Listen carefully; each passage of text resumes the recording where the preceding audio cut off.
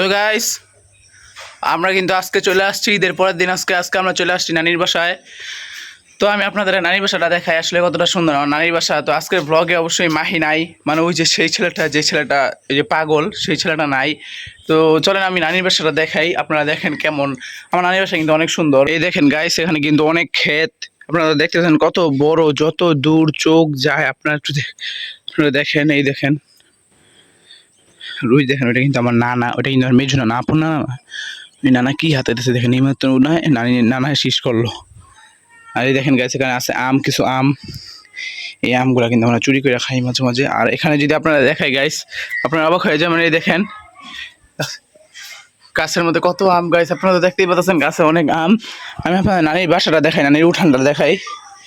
এই দেখেন এটা এটা নানির উঠান।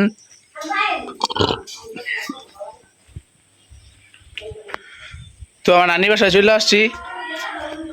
এই দেখেন এটা আরেক পাশ, এটা আমাদের মেজু নানার বাসা, এটা আমার আরেক নানাদের বাসা।